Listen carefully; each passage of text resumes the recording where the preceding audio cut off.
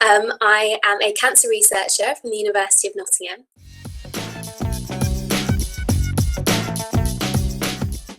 I never actually wanted to be a scientist.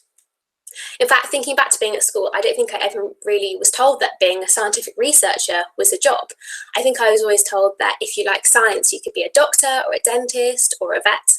And at the time, that was fine because I wanted to be a vet. I loved animals, and from a really young age, I just had my heart set on being a vet.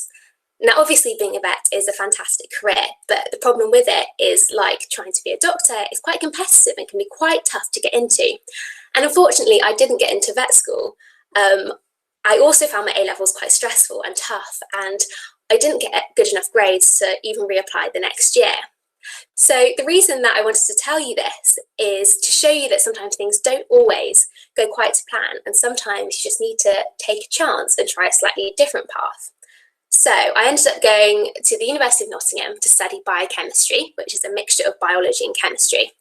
And if I'm going to be honest, I wasn't very excited about going.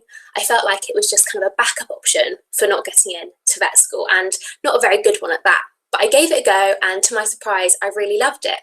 I loved the lectures, and I found them so interesting. I actually paid attention to them, which I kind of always struggled with a bit at school, was kind of paying attention to the whole lesson.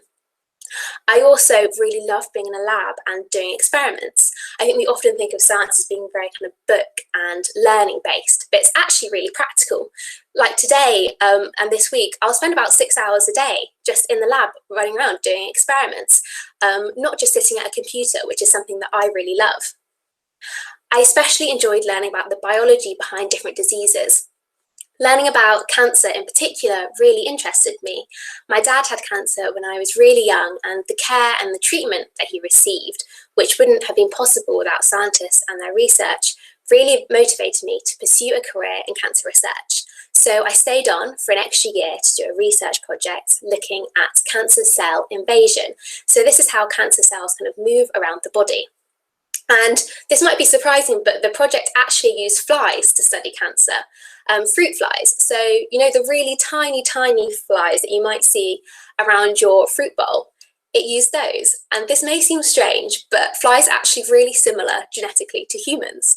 So about 61% of the genes, so the things that are involved in diseases in humans, have actually a recognizable match in flies.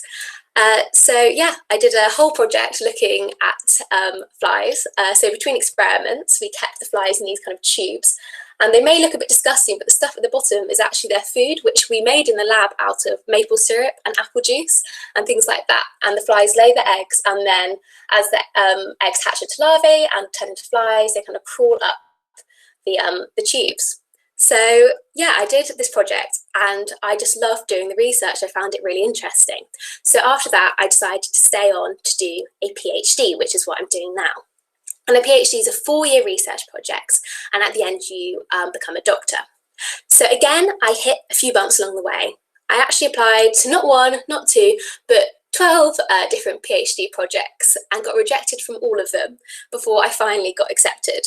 So there were a lot of times, obviously, that I thought, why was I even bothering? But I didn't give up, and I kept pushing forward and kept sending out applications, and eventually I got accepted into one.